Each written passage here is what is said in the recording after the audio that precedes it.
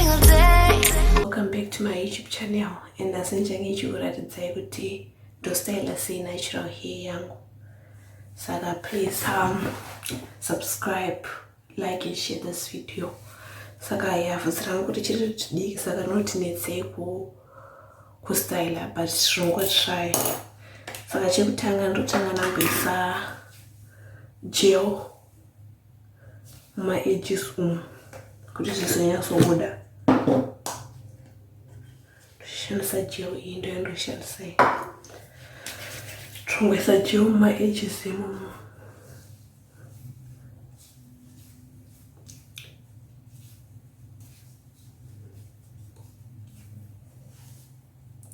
Ndinongoisa futi imwe gel kuti handidiwisa yakawanda stereki.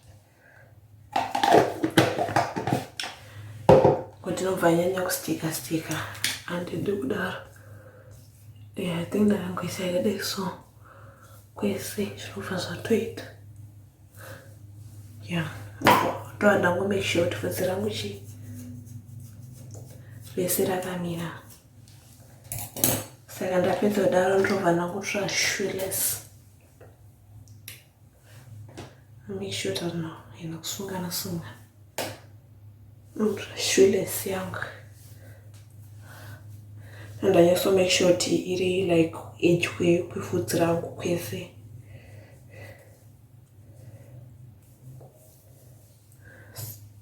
Sezo richidika tidi andisuda bandra ire hombe because are good.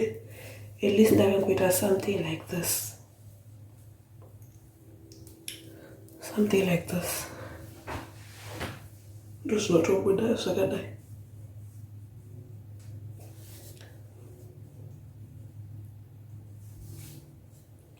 Then ndobva ndawandisa inonzi shoeless ye mukati.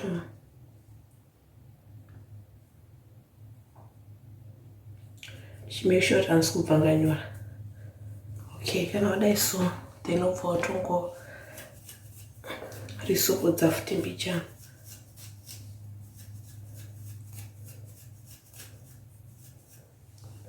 Kune vaye vanoda kukasaita mababy hair but inini zvemababy handinyatsozvikoni. Saka ndongo make sure braenda gel chete.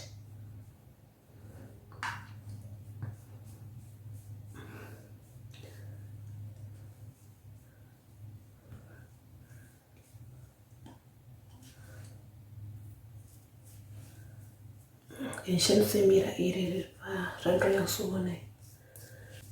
You can add some more gel if you wish. Kuti zvinyatsoita bobo. Especially apa ndikuona kunge pakati sumuke.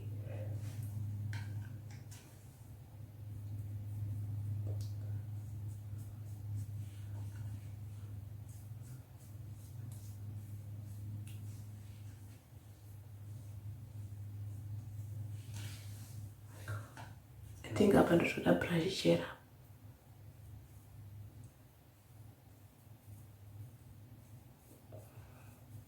Do I have a brush?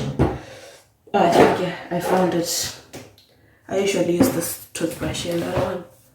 The toothbrush ndo yanokwanisa kuita zvimababy ndo yandoshandisa futi kudzidzira kuita mababy hair.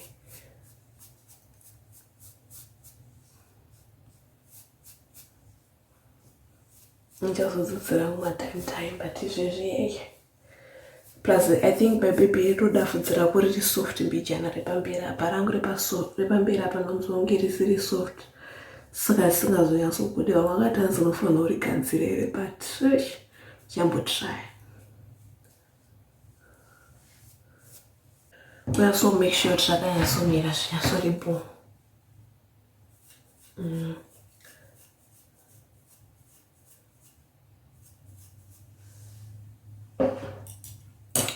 Okay. Then ndobva ndangogadzirisawo eyebrows angu.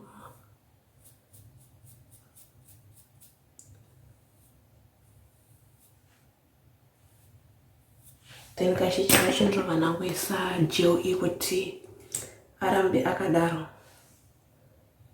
ngoisa shoma because I would see yakawanda in the pie.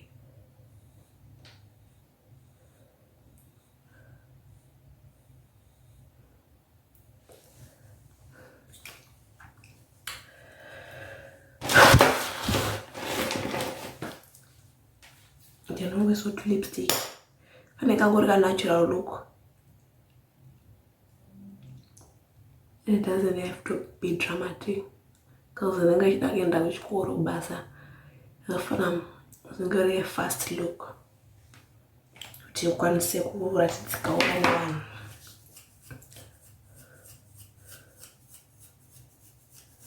Okay, so here I'm so I think. So here, then in the freeze, I'm going downstairs. I'm doing Russian sabun.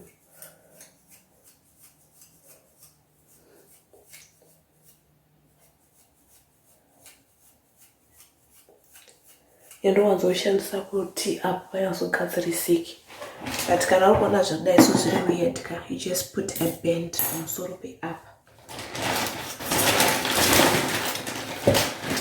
vanosofarira zvapakaita you just put a band ndowanzokurisa before ndowanzoisa muhuro before ndagadzira musoro wangu because kana uri kusofara zvapakaita kazhinji kacho kana ndichimhanya pane pasingaiti nongoisa band then changu chine changosara is just to make sure to put iri rakamira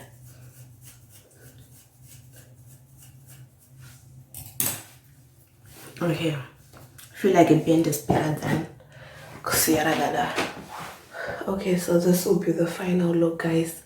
Don't mind that drop and that kuchikoro because wakangoenda usina unonzota sei kurigadzira usina kumbori kana uri style aka paunozosvika manheru ringe rakuita kunge zvimwe zvinhu but wakangodai so unotoswera dei rese uchita kunge munhuwo akabva kune vanhu.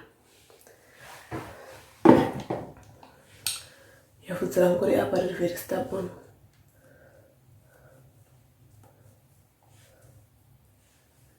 Yeah. Okay, guys. So this is the final look. Do my dress and reach which for each and every day.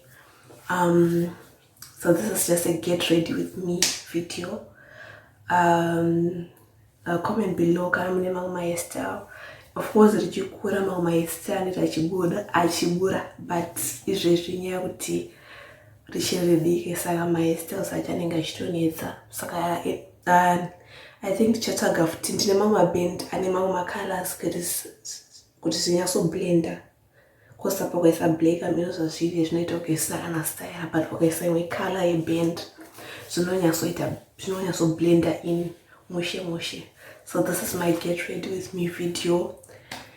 Tozvandirongoita kana ndakuenda kuchikoro. So yes, please like and comment if you love this style and tell me if you recommend any other natural hair videos. Thank you and bye.